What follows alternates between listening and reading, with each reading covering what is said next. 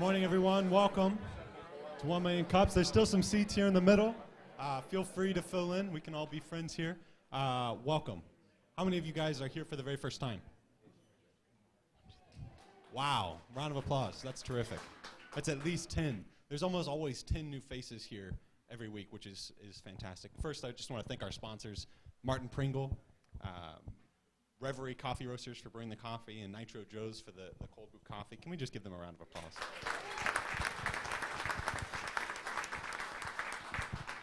If I look a little jittery, it's because I've already had a lot of Nitro Joe's today. If you're feeling a little jittery, the bathrooms are right down that hallway there to the right and then to the left. Search and wonder and you'll find it. I'm really glad everyone's here. I think we've got two really good presenters today. A couple weeks ago, some of you might remember that I referred to this as the Church for Entrepreneurs. This is a place where we come every week to trade stories and to learn. And it's come to our attention that this is not always a safe place for entrepreneurs, because what's happening is there's a lot of people selling stuff to them all the time. And I just want to point out a couple things to you guys. First, that is the worst customer you could possibly have because they never have money. So stop selling to them. But we would ask, this is really not a place, this isn't like other business networking events. This is a place where we're coming as a community to support the entrepreneurial community, to serve the entrepreneurial community. And I know that everyone here is selling something. I work for a nonprofit and I'm selling something. We are all selling ourselves and selling whatever it is we're passionate about. But this room is a place where we come together to learn. We're all going in one direction. So let's really avoid selling to these people who don't have money anyway. That would be my request of you guys. And if you guys feel like you're being harassed, let me know, because I literally will come and ask them to stop coming. We don't discriminate except for people who are bothering us. So wanted you guys to know all of that. I think we are ready for our, am I missing anything? Oh, yes, one more thing. We have 10 or 12 organizers who put this event on every single week.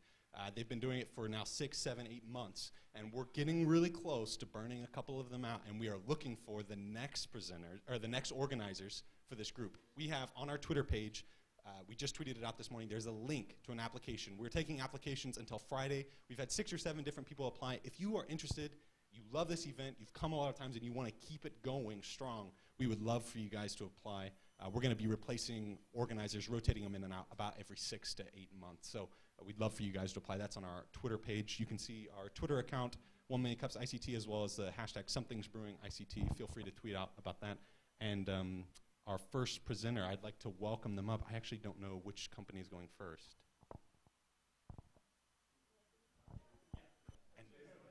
Hey, I'd like to introduce Jason with Envision Nutrition this morning. Give him a round of applause.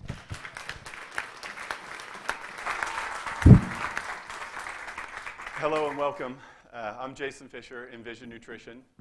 Many of you may know me. I'm the former owner of Cafe 402 in the downtown YMCA. My company is a lot about natural whole foods and making them more readily accessible, available to you, and overcoming the price point, making them affordable.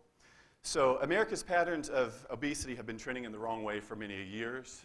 Congress first funded obesity in 1948 to the tune of $5 billion donated for research. There's been promising progress, but there's been very little for sustainable, proven results. That being said, I'll tell you a little bit about me. I'm a social entrepreneur. I prefer to do what's best for the betterment of the whole, be it a family or a community. My principal, I grew up on a 180-acre farm in southeast Kansas. So I was raised to love thy neighbor and do unto others as you want done to you. And that's really kind of my fundamental principle of how my path has taken my life in my education and business, and then applying everything to the betterment of everyone.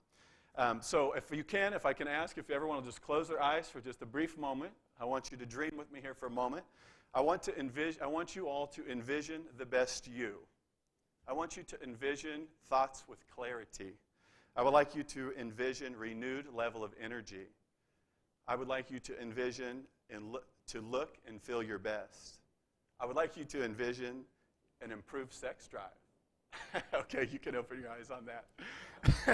I figured it was early and I'd get you all started there. I threw that one in for comedy. All right, we're going to talk today about optimizing your health. In everything working in perfect harmony really is the basis. For me, to learn is to live. And so as we evolve, as we learn, and as we learn new things, we now live in an idea economy. As we all know, Uber and the taxi cab service, Uber being a better idea. We also live in a digital economy. So we're able to take a lot of information, artificial intelligence. We're able to aggregate that information. We're able to take that information, apply it to an age-old problem, what has been trending with our health, and maybe come up with some new answers. The first question I asked myself in trying to solve this was, what is the problem? And then I continued from there. What else is the problem? And what else is the problem? And what else is the problem? Trying to identify all the root causes that lead to this. So, without further ado, my life changed on this day. I'll back up. In the 1990s, the Surgeon General named fat the enemy. I was a teenager in the 90s, so I went ahead and went with that. I thought, okay, if you don't eat fat, you won't become fat. And I thought also, if you don't eat fat, maybe our arteries wouldn't become clogged, and therefore it wouldn't lead to the cardiovascular and some of those disease, heart attacks on the rise. So I went with that. Well, what happens a couple decades later, they had to come back out and face America, and on June 23rd of 2014, Time Magazine, as you can tell, this is well-traveled. I carry it with me everywhere I go. But the title says, Eat Butter, Scientists Labeled Fat the Enemy and Why They Were Wrong. On this particular day, it changed my life forever. I had the aha moment. I thought, if it's not fat that's making us fat, then what is it? And that really largely became the question. So I'll kind of go ahead through this presentation. I'm calling it, we're up on a food revolution. I think you're seeing a lot of changes. The food truck industry is a $5.3 trillion industry. So there's a lot of changes going on in food right now, a lot of debate. That's my logo and my company. I will have an e-commerce website available. It's being built right now. We're also featuring that as an educational hub. What I'm really here to say today is not the do's and the don'ts, or maybe what we're doing right or what we're doing wrong. That's not my intent at all, because I love choice, and I love bad choice from time to time in terms of food. So really what it is, it's explaining the how and the why. And as we learn and we understand the benefit of the purity of natural whole foods, minus pesticides, minus artificial colors, minus artificial sweeteners, minus those sort of additives in our food, I think we can make some educated changes and we can change our world. I'm going to blow through this real quick. Jacob called me last minute, told me in fact, he contacted me twice to let me know I have 6 minutes. So I'm going to go through these real quick. This is our local mission and global vision. We strive to create the finest products and services from Mother Nature for connoisseurs around the globe. We hope to become an e-commerce. We hope to become America's trusted source. Being that we're in a digital economy, we're going to take advantage of technological advances, and we aggregate information from all sources, not funded by one particular company, one particular industry. So we're pulling information from business, from science, from biology, from medical, from a lot of practices, and then we use an inductive and a deductive reasoning. And we come up with a very kind of a different angle, or what I would like to call an unprecedented, revolutionary approach to what's largely wrong with our health. All of our products are natural, whole foods, free of potential harmful products, pesticides, the flavors, sweeteners, and colors. The amount of data we collect is unprecedented and vast, which allows to draw robust conclusions. And that's exactly what I've done to come up with what I think is true of business. And a lot of my research in business, every decision we make has an interconnected. It has a positive or negative effect. It can be seen immediately, or it might show up 30 years later, as it has in our health. We need to return to old habits. I think this problem, to me, it is definitely a learning curve, and I don't stand here before you today to tell you that I know everything, or that I ever will, or that we do as a whole, as a community. But I do think that we can draw largely upon our history and how we've been trending, and I think it's as simple as going back to old habits. Good in will result in good out. And if you can, do I have any car lovers here with me today? If I do, I'm in good business. Okay, you may have to help me in explaining this, but largely on your vehicle, we do preventative maintenance, and we change oil regularly, and we go about maintaining our cars in that fashion. So if we think about that and we do our bodies in the same way, it puts our bodies in better harmony and better balance. If we don't change our oil on our car, it'll overstress the motor, it will overwork this component, that component, maybe even leading to a blown motor. So if we think about our health in that way and we educate ourselves in that fashion, at least for the meals that we're on the go, our lives are busy, we're on the go. So the food that doesn't matter, that we're just eating in absence of our spouse or significant other or our family, those meals to me largely are what's convenient and what's affordable for the mass. And what I feel that monopolizes a large part of our world, doesn't have much nutrient or health benefit, although it is a convenient and cheap meal. My goal for Envision Nutrition is to partner and collaborate with businesses such as the YMCA, such as some of our schools, maybe our daycares, and some of those other businesses where I can overcome the convenience and overcome the price point, making those largely more available to you and affordable. The problem, I'll go through these real quick. I think this illustrates itself, and this might be redundant for most, but there's 2.1 billion people in America that are overweight or obese. There's 29.3 million children aged 2 to 19. And unnecessary health costs, they're estimated right now at $254 billion per year. Just by 2026, they expect it to go over $1 trillion. The toll of obesity that takes on individuals, families, communities, and healthcare budgets is a price that we're no longer willing to pay. Post-World II. Okay. This is the part where the community asks questions. They're going to have 15 minutes of Awesome. question and answer, and I want to know how he's going to solve all of those problems. So why don't we start with that? How are you going to solve those problems? Well, like I say, we eat largely on what we can afford. It's like this. A Ferrari, they're sparse. They're far and few between, so therefore they're inconvenient if we had to drive to Dallas to look for a Ferrari. Once the majority of us get there, we can't cut the check anyhow. So if you equate that to holistic natural foods, we're all much in the same boats. If I can't afford it or it's inconvenient for me to go across town and grab it, it eliminates me, period. By bringing those, like in the YMCA, by bringing those closer to you, readily accessible, where you work, live, play, and pray, and they're as convenient and affordable as some of the other food alternatives, then once you're educated and you're aware or you buy into and believe natural whole foods, we think that our choices will change as consumers. Yes, sir? Well, by designing the model, I have a model that, again, is unprecedented. I have a model that has taken out largely 40% of overhead.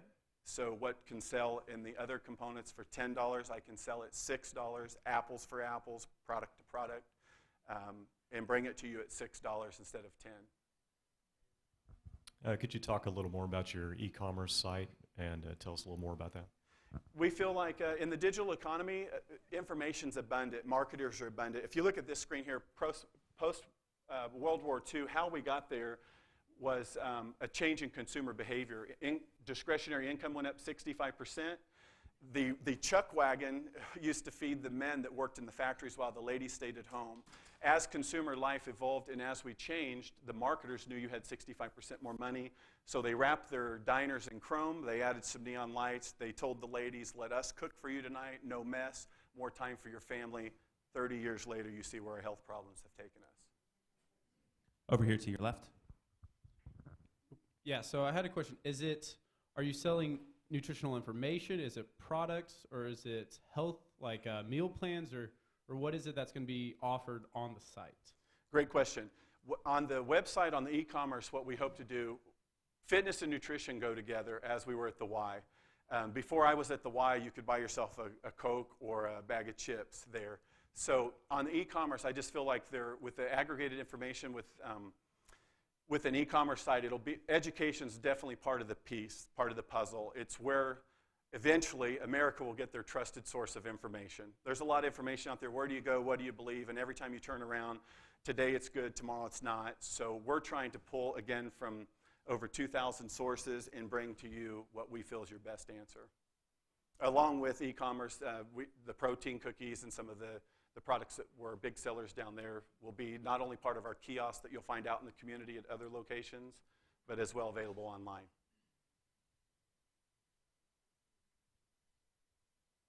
On your right. I guess for some people that's over 50, visiting a cardiologist is one of the things they do on a regular basis, and they always tell you what to eat, when to eat it, what quantity to eat. So do you partner with cardiologists and practitioners, medical doctors, on selling your concept and how people can change their lives?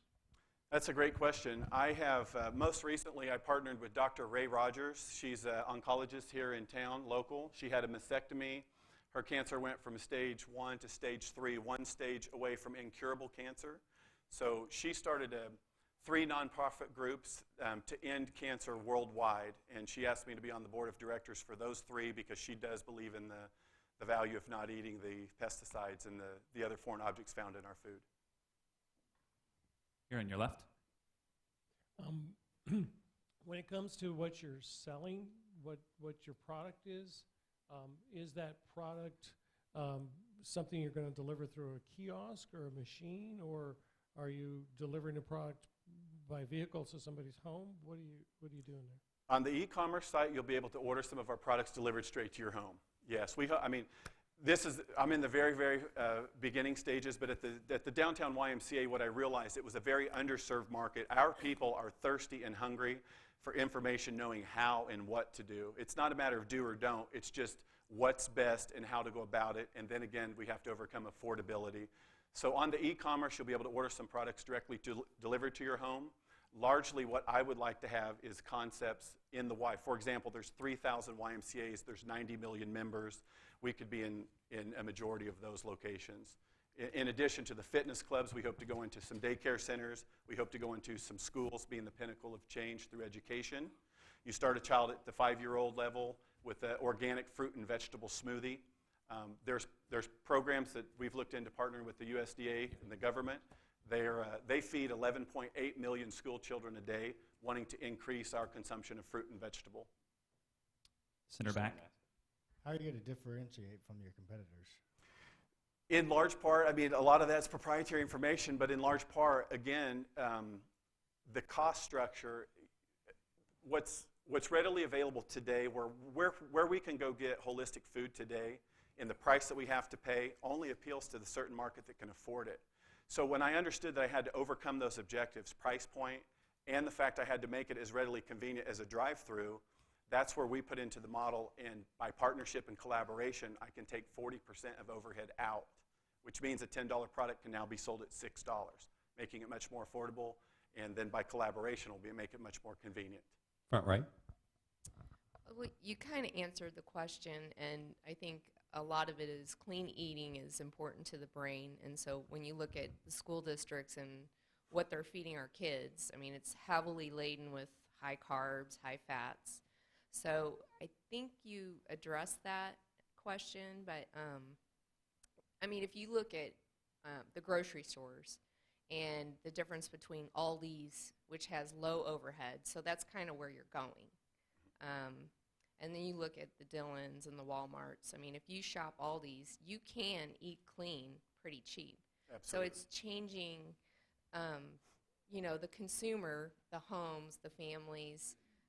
You've got to start at a basic level to get to, I guess, the schools. Yeah. This problem's going to. I understand. I've got a mountain in front of me. I do, and change evolves over time. We say 10 years. But I'll tell you what. I'll tell you how quick the world's changing. They have PetSmart has a brand, Authority brand now. It's on commercials, it's on TV, it's on their web. They're offering pet food with none of these additives. And pets are an extension of our family, and they are, and we love them the same. So if we know to treat our pet with no color additive, no sweetener, we should darn sure know to treat ourselves. And there just comes to that point. For me, for example, I'm 40 years old, and I had to give up fast food. I'll eat it if I'm on the interstate and if I didn't plan ahead. But it really starts with knowledge, and once we educate, and once we make people become more aware. The best thing that you folks can do for me, like my webpage, if you believe in natural whole foods, if you see that trending, if there's ever an opportunity to come out and be part of giving out samples, giving out information just to raise awareness, that would be fantastic. Thank you. Center over here. Are you selling carrots? What exactly is your product? Thank you.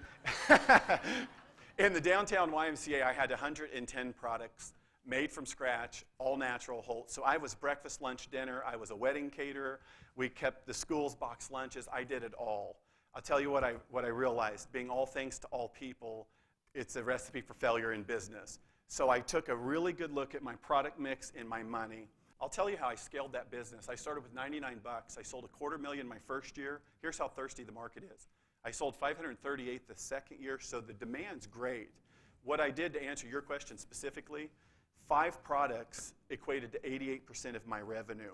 I can build a company, a kiosk. It's fruit and vegetable organic smoothies. It's grab and go. We're on campus universities. We're a protein bar. We're just the food that you eat on the go, in between. It's quick and simple, and I can sell you the franchise not having any restaurant information or ever having worked in that field before, and you could be an operable franchise. Thank you. On your front. So I love what you're doing, and I love the idea, but I still want you to make me believe how we can feed everyone this way, because the only way that we have enough food for the world today, and I think you'll believe this, is because we've developed pesticides and we've developed alternatives and ways to keep the crop growing even when the grasshoppers eat it, you know what I mean? So how can you make me believe that we can still feed the world? Because I want to feed people who can't afford to eat too, and people in third world countries. I appreciate that, and that's definitely a challenge for us, and I would much rather solve those problems than solve why I have cancer or some other leading disease. So I think this, if our people are our best investment, hands down. If you worked for me, worked with me in an organization, I will invest heavily in you, therefore you invest heavily in our customers. So I think when we trend and we make the best us, and we're healthy, and our thoughts are with clarity, and we have the energy, and we have complete focus, I think that there are many global grand challenges that if anybody wants to put their mind to and say no to everything else, I can guarantee you that we can solve those. In the back? Yeah, I want to say first, I miss you at the Downtown Y. I used to eat there a lot, and that turkey avocado sandwich thing you used to have was fabulous. But so I guess my question really is, what are you doing now? Are you still in a concept with this, or are you currently building upon something that you're actively doing now, or where are you at? I'm in a concept mode right now. I have the catering vehicle that I used to use for the weddings and whatnot. We're looking at the first organic food truck. Would like to partner with Wichita, go run, be at the end of those races, handing out the organic smoothies. The component is this. It's beyond an entrepreneur opportunity for me.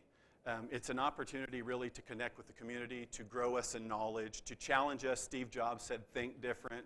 I'm going to go ahead and say that we still need to continue to do that to solve problems outside the box, look at them differently, apply some of the brand new technology, the digital era, to an age-old problem and overcome some of these things. And my campaign will probably be challenging us to eat different, think different, and just go about because I think we can apply what we've learned. We can look at some of the, there's study after study after study with universities in the medical field that all point to what these products lead to, or they say 1/3 of cancer can be prevented.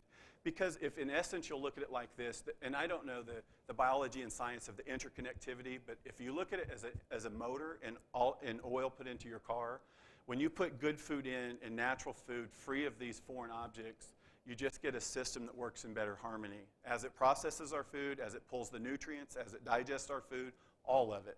So if you put good in, we can expect to get good out. And if you put bad in or an unbalanced, I think the interconnectivity, it stresses some things, it overworks some other things, and it largely provides an environment to welcome disease and whatnot. Second row here. I'm hearing a lot of really great ideas, data, e-commerce, kiosks, direct-to-consumer, working through daycares, centers, schools, things like that. But what over the short term is the core competency and focus that you're looking to move in the next, say, 6 to 9 months? Because those are some very diverse and ambitious areas. You're exactly right. This here has been somewhat overwhelming, and when you look at in my opinion, it is our #1 global health challenge. It is the #1 problem in the world. If I had to name the #1 grand challenge of our world that we face today, humanity will end humanity if we don't do something about it. My specific, if I could have it my way, I want to partner with schools. That would be my immediate. I've met with Jeff Fultner with USD 259. So the schools would be the pinnacle of change but To answer someone else's question too, it really starts in the home. So before they get to school, it starts in the home with the parents. But I figure this, if we can get to the children who are in a learning environment and they come home and they're talking to their parents about things, I think that we can really make our biggest staple. And again, we'll have them for a 13-year period with the new crop coming every year. So, in the back. Well, obviously you're passionate about this, and I appreciate that. That's exciting. I think that carries a lot of momentum with it. Question is, though, is in regard to that passion and that momentum, are you partnering with anybody in the community right now that is headed in that direction as similar momentum, such as King Fit that's currently going through the EDE program? Yeah, I've met with King Fit. Met him over at the E2E grand opening, I believe. I partnered with Dr. Ray Rogers. She invited me to be on her board. We went to her. She just did a kickoff party. We're launching global. She's partnered with the NFL.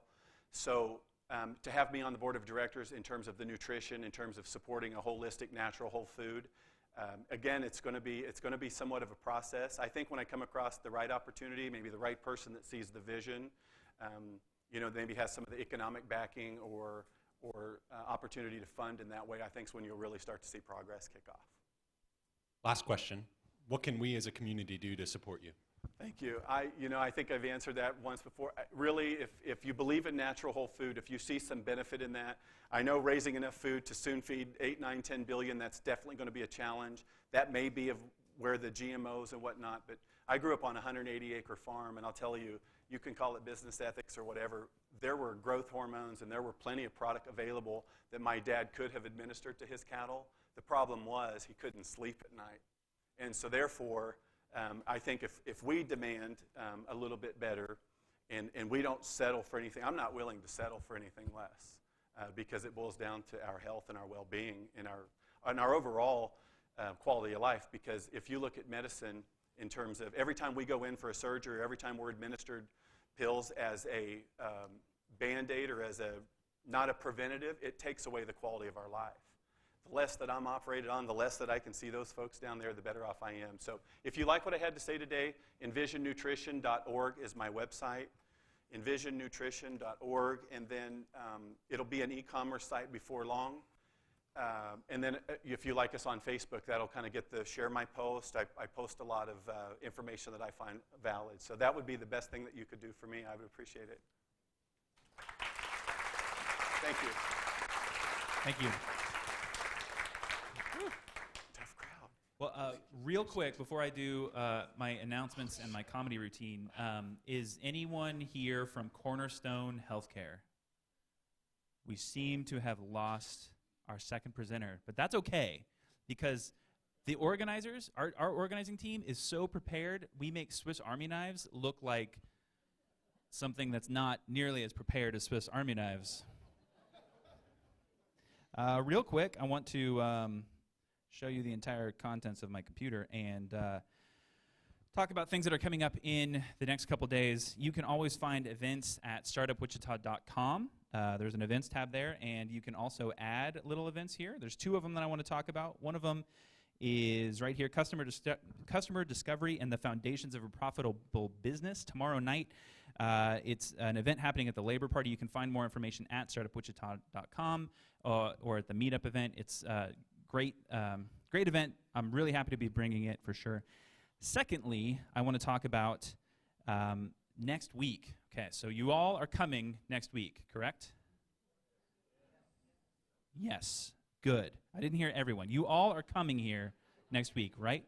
No, you're wrong. You're not coming here. No, you're coming to 1 Million Cups at the Marriott it is a trick question. I'm tricky like that. You got to keep up.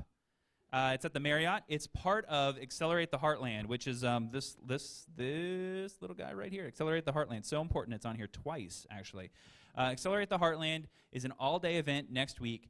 One of the things that we're doing is having 1 Million Cups, and it's really important. We're actually having Kaufman come down, the organization who puts on 1 Million Cups, and we want to blow their socks off. Yeah. So not just you, but like 2 or 3 people that you know.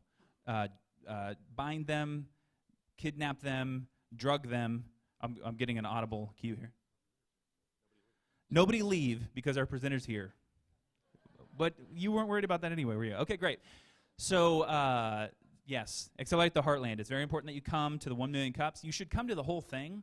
I'm actually presenting next week about Innovar at Wichita State. It's going to be amazing. But first of all, remember, write down on everyone get a pen, write down on your hand. There's a location change next week. We're going to be at the Marriott at Kellogg and Webb. It's the Marriott at Kellogg and Webb. I thought there was an address here. There are addresses available. Google Maps is a great resource for that. Right now, it does cost to go to Accelerate the Heartland, but if you go to 1 Million Cups, facebook.com/1 million, it's not up there anymore, dang it. Facebook.com/1 million cups. We have a post. If you share that post, you'll be entered into a chance to win a free ticket to Accelerate the Heartland, which is like a $299 value. So I mean, like I'm giving you $299. That's pretty good. That's a good gift. You can do that right now. Thank you, people who are doing that right now. Like, share, and then, like I said, I'm also doing something, I don't know, stupid, I think maybe is the word. After my presentation, and I want you all to start thinking about it, because you all are coming and you're bringing friends, so tell your friends about this too. Myself, and then Benny Bowden back there in the back, and then a couple other people who aren't here who are part of Innovar, we're going to be doing an 8-hour startup. So next week, we're going to be asking for problems that you all need to be solved. I'll tell you exactly what I'm going to be asking for. This is a sneak peek, right? What's a problem that you face almost every day that you would pay $50 a month to never face again? That's the question I'm asking. So think about that, right? We have some ideas. We've been putting our heads together, so if you don't have anything, that's fine. But we're going to build a startup in less than 8 hours, probably, like 6 hours, actually. We're going to build a startup to solve that problem and hopefully make money on it. So tomorrow, or next week, at 5 p.m. or whenever we're supposed to be done, you'll be able to sign up for this startup. I hope. Should be fun. And we'll be like in a fish tank so you can watch as we do that. That is a long announcement time and hopefully enough time to get the next presenter mic'd up and ready to go. I'm looking for, don't make them nervous, guys. All right. We'd like to introduce Caressa with CoRNerstone Health. Let's give her a round of applause.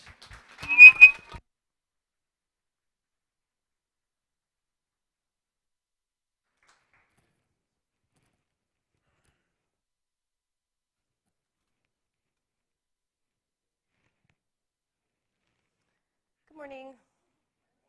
My name's Caressa. I'm here with CoRNerstone Healthcare Solutions. We drove in from Kansas City this morning. This is a technology guru, Zen.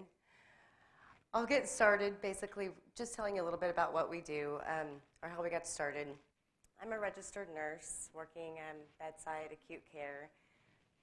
About a year and a half ago, I guess not quite a year and a half, about a year ago, I just became really frustrated with the system for both sides, the patients and my coworkers as well. People gave up their whole lives to take care of other people, and unfortunately the system really just had us where our hands are pretty tied, and there's a lot of wasted spending. There's a lot of a real lack of common sense. So I decided to try to fight from within a little bit. That didn't go over so well. Finally came home and talked with my kids and my husband and said, this is really going to drive me mad if I don't do something about it. What can we do? So started kind of doing some research, found nurse navigation, which is about anywhere from $150 to $200 an hour for a patient to be able to afford that. Great service. It's a nurse that kind of walks you through your healthcare journey. Problem is, a lot of the patients that I really had a big heart for and that I was concerned with didn't have the means to afford that. So I was trying to find another resolution.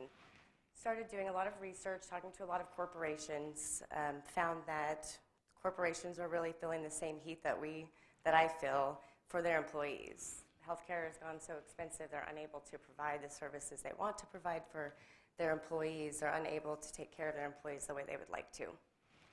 So at that point, we realized we could kind of maybe do a win-win by helping both. We came up with some technology that I'll let Zen tell you about. You wanna go ahead? Here, go ahead and start.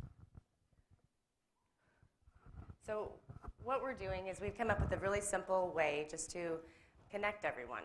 We just kind of want to be that cornerstone, that glue that keeps everyone together when you're seeing 5 different specialists and you maybe are taking care of a parent or a child, or you have all these different things to keep track of. Then you're supposed to be able to read your medical bills and make complete sense of them.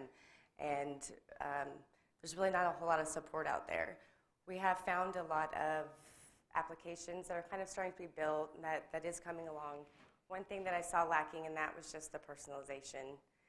Everything isn't black and white. Everything's not a protocol. So there needs to be a little bend in that area. So that's kind of what we've done, is develop something that's just really customized and individualized. I'll let you tell about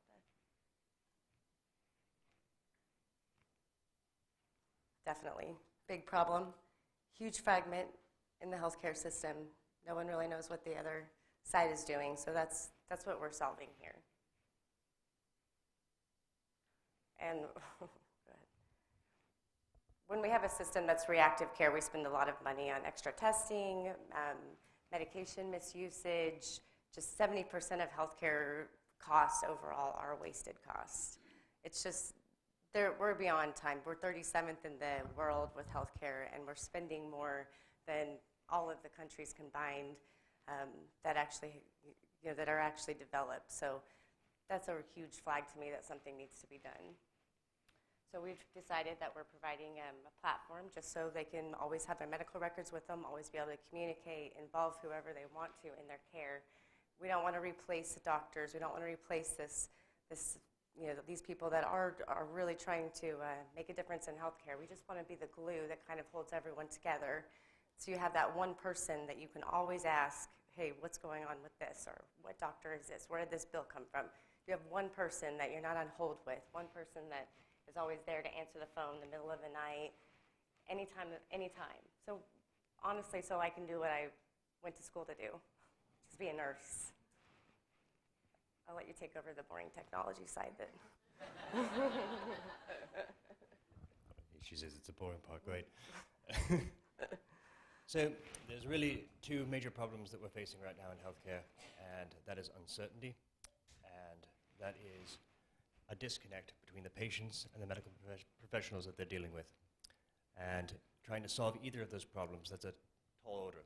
And the idea conceptually is to have a dedicated team of professionals, healthcare professionals, in this case registered nurses, physicians, specialists, that will work with each of the individual patients, stay with those patients through the lifetime of the patient. So if I have 4 healthcare professionals working with me, 5 years later, I'm working with those same 4 healthcare professionals. If I move to a different state, I'm still working with those same 4 healthcare professionals. These are the folks that are going to know that I have an allergy to shellfish, or I really happen to like the color lilac, or any of the unique things that make us people. Makes a difference sometimes. It makes an enormous difference. And the fact is, when you treat people like people, as opposed to like a bottom line, like a patient, like a number at the hospital, you get a much better response. People get better faster. People get healthy faster. But more to the point, if we can stop those people from needing to go in the first place, then right there, we're going to experience a major savings, a major cost benefit from the healthcare providers, from the employers, from the patients, from the insurance companies, from the government itself, and all of these things combined together to provide a very, very lucrative platform. Even better, something as comprehensive and as far-reaching as what I'm describing here can be done for literally $15 a person per month, which is virtually nothing to have a full-time team of healthcare professionals working for you.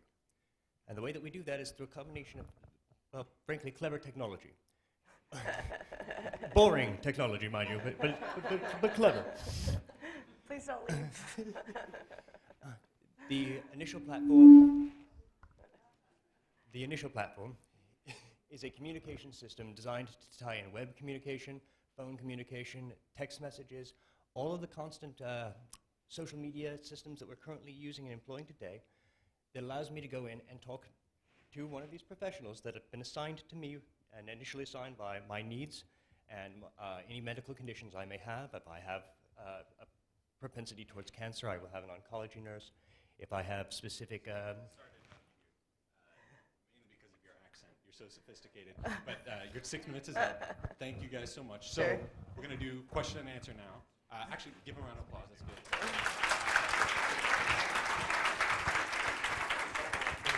We're going to do about 10 minutes. We're going to cut a little short. 10 minutes of question and answer to get you guys out on time. Any questions right here? So how do you plan to solve that technologically? That's a good question. Funny you should ask. So, outside of the communication platform itself, and the fortunate part about all of this is these are excellent tools. We are not having to reinvent the wheel. We are simply taking platforms that already exist now, combining them together in new and innovative ways, and releasing them for applications that hitherto they have not been used for. So we have this communication platform that's going to allow a patient who really, really needs to know if this is a pimple or a boil to determine whether or not they need to go in and see a doctor. You know, hey, does this look broken to you? Yeah, that's swollen and bright purple. Yeah, you should probably go in for that.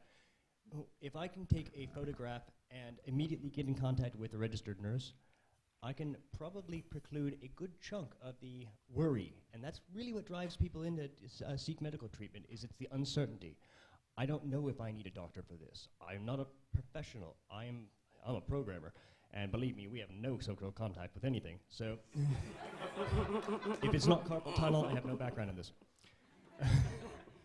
So the ability to talk to those medical professionals in advance and get that initial judgment.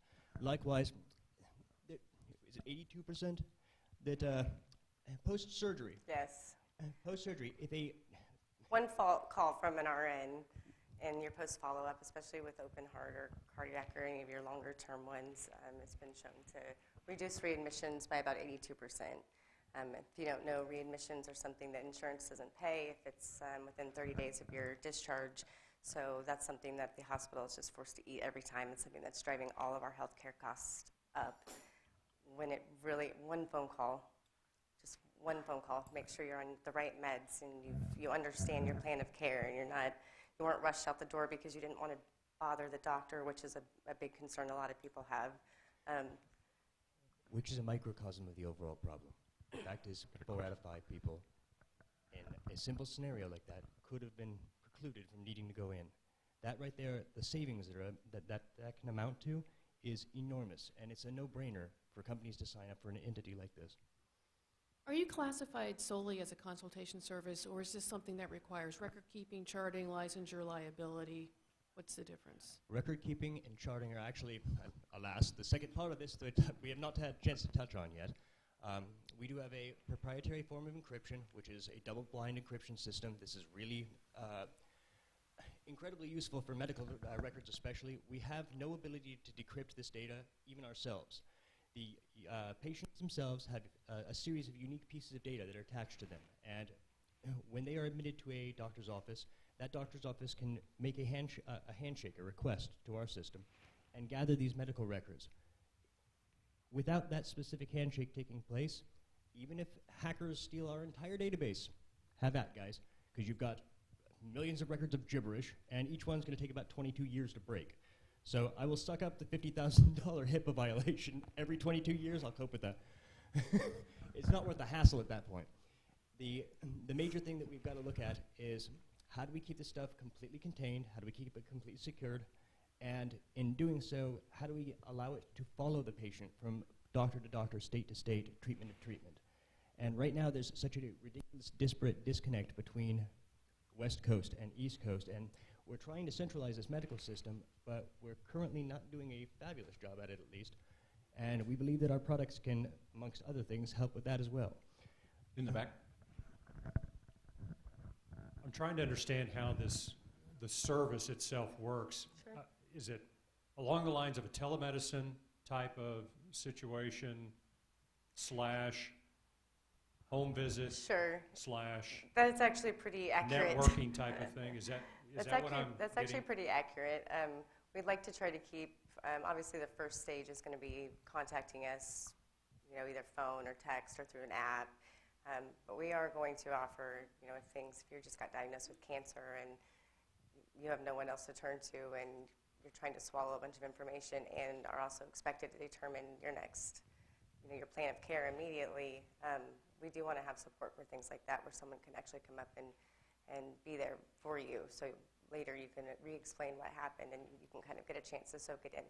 One thing I would like to stress is that we're in no way, I love my coworkers, I love the medical field, I see how much we put into it, and I want to make sure and stress that we are a support system for them. No way do I think that this is doctors and nurses to blame, it's just the system is poor, and we just want to be able to support everyone. I'd like to stress that we are not going to be a medical device. We are not intended to treat, prevent, or diagnose disease.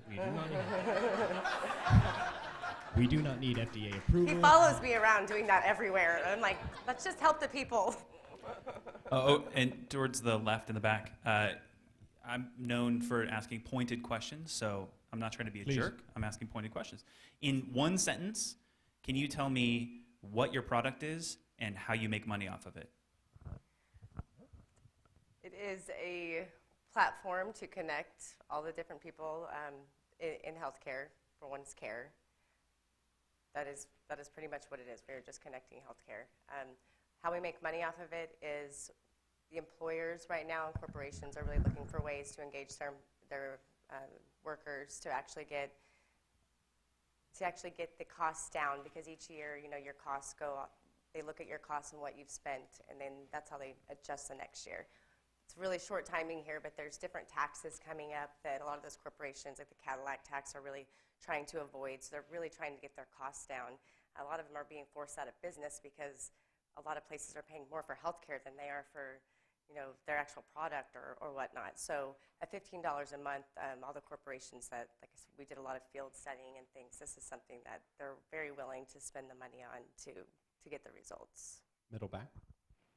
Yeah, kind of in a way, my question sort of has already been answered, but I can testify that I'm surprised I don't have bruises on my forehead, because for the last several months I've been beating my head against the wall because of a lack of communication problem with my own mom. Has had a few different surgeries, and it's been a horrific communication problem.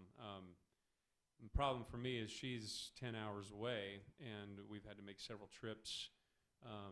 I can see where something like this would be great, where I could go on my computer or even just call, because they weren't even allowing her primary care physician to get involved to oversee things to prevent problems. And so I guess my question revolves around more of the legal aspect of things. He mentioned, HIPAA, because I'm thinking, my brother needs to be able to tap into this, I need to be able to tap into it. Because what was happening was my own mom, she had an inability to kind of see that things were being done correctly, and all kinds of charges. Well, sure, and then she has to come back and explain it to all of you and try to make sense of what they said, and she doesn't really understand. She was told she had to prove that this care didn't take place. Right. When she was being billed for stuff that never happened, because the system was flawed. It was a communication problem. No one's really deliberately doing anything. It's just everything's automated, and yet that automated process caused way more problems than if someone had actually overlooked it. Said she didn't have knee surgery. We just had to drain her knee from some fluid, that kind of, So. Right, and if she was admitted in the middle of the night to ER and there's no availability for any records, so we have to do all these tests all over again. Maybe they were just done last week, but we don't know that. That's kind of another really huge goal of ours. The phrase that her primary care physician was not allowed to be brought into the loop, that right there is the primary issue we are trying to solve.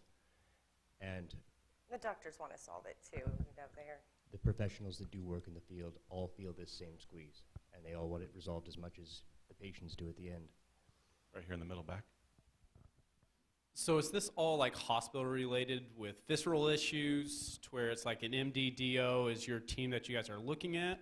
And with that too, how easy is it to fire someone, the doctor that you might not like?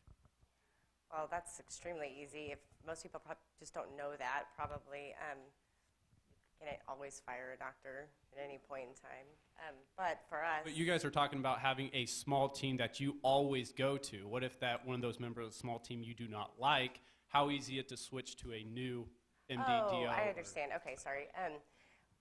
We're just starting beta, but we definitely think, that's the whole reason I started this, was I saw the personability part of it, the extra testing when I've had a patient a million times and I came in and they've had 50 things done in the ER that were not necessary. And if they had just known the patient, I could have saved a lot of money and hassle for everyone.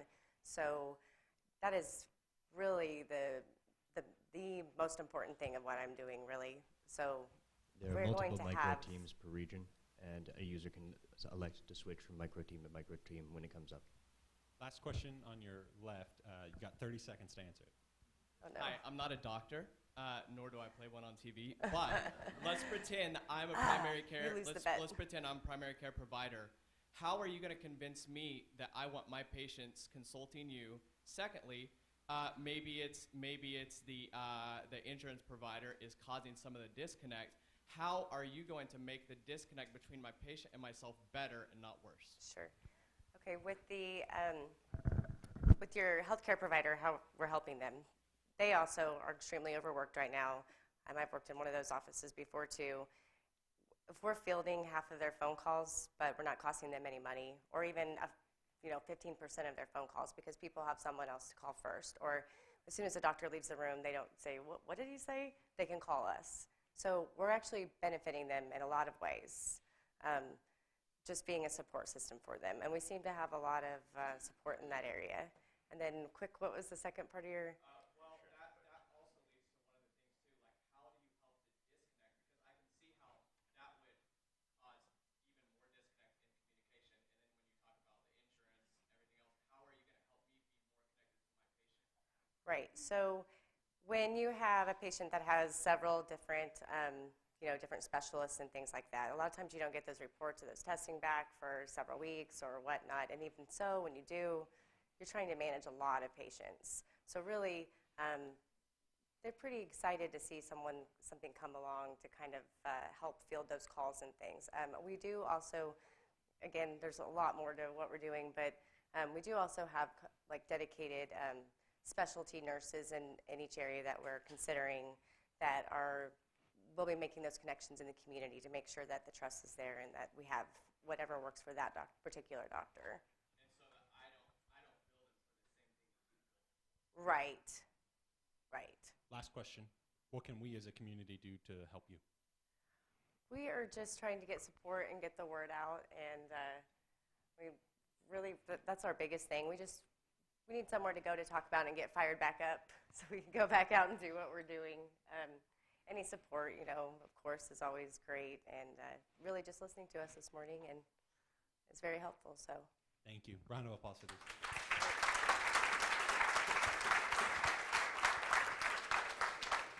Thank you all once again for coming. Looks like we're going to get you guys out right on time. Reminder. You're welcome. Next week, we are not going to be meeting here. We're going to be at Accelerate the Heartland. We invite all of you to attend. It's going to be a really, really great event. There's tons of stuff on the website. You're welcome to go check it out. But thank you for being here. Thanks for the newbies for being here. We're glad to have you all. Look forward to seeing you next week.